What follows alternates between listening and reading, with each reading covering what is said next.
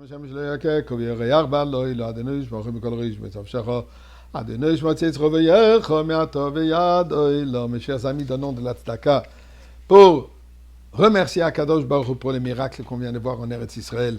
Malgré ces temps difficiles durant Tisha B'Av, etc., Dieu est avec nous, Dieu nous a protégés. Ce barrage de missiles qui sont tombés sur Eretz Israël, il n'a fait absolument aucune perte de vie, presque quelques dommages.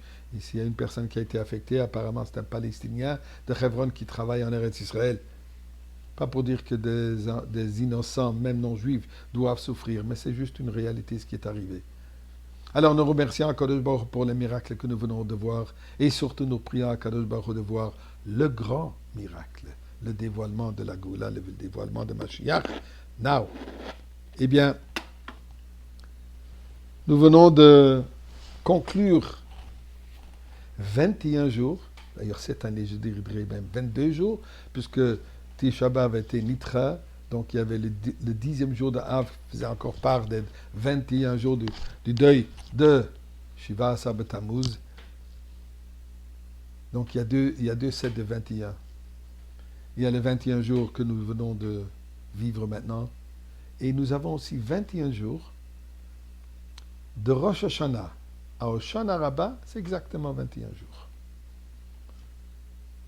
Écoutez une discussion extraordinaire que la Gemara Bechorot rapporte entre les philosophes, l'intelligentsia de Athènes, après la destruction du deuxième temple, où Athènes était le siège de l'intelligence, de la philosophie, de la culture générale, et les Chachamim du temps de la Gemara. Et la Gemara raconte que César a demandé à voir qui est plus sage. C'est une question, mais pour lui c'était une question. Ils ont pris 60 des sages d'Athènes faire face à un rabbin. Regardez l'idée. Peut-être il voulait aussi dire Batel Beshishim, que 60 fois plus est supérieur. Eh bien, ils ont prouvé qu'Afil Be'elef le Batel, que même 1 en 1000 n'est pas perdu. Et voilà ce que la Gemara raconte.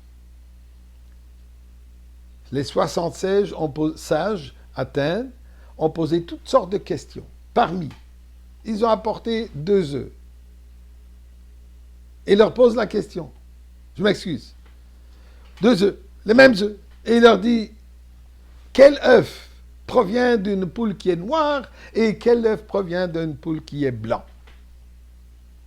Eh bien, Rabbi Yeshua ben Hanania, le fils de Hanania, un instant, il revient avec 2 morceaux de fromage blanc. Il leur dit la question. Quelle provient d'une chèvre blanche et quelle provient d'une chèvre noire? Acceptez. C'est quoi le sens? Eh bien, Rabbi Shmuel Eidels, le Maracha, sur qui il est dit que ses commentaires sur la Gemara sont d'inspiration divine, il dit la chose suivante. 21 jours prend que la mère poule s'assit sur ses œufs pour les garder au chaud afin que de faire éclore. Donc, la vie d'un œuf, sauf si on va le manger, est 21 jours. Dit les sages d'Athènes, vous avez 21 jours blanches et vous avez 21 journées noires. Vous voyez bien, vous êtes en exil. La destruction du temple. Vous voyez bien que les 21 journées noires sont plus fortes que les 21 journées de votre fête. Et c'est ça, le moment de votre disparition est arrivé. Eh bien, Rabbi Yeshua ben Hanania leur répond. Il y a 2 chèvres. À Yom Kippour, il fallait amener une chèvre à l'intérieur du Beth Amikdash, une autre l'Azazel. La chèvre intérieure représente notre alliance avec Akadosh Baruch Hu, notre rapprochement. La chèvre à l'extérieur nous représente un détachement, un éloignement.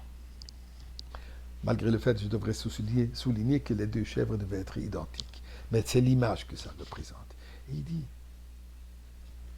même cette chèvre qui représente la noirceur, l'obscurité, l'éloignement d'Akadosh Baruch Hu produit le même fromage blanc.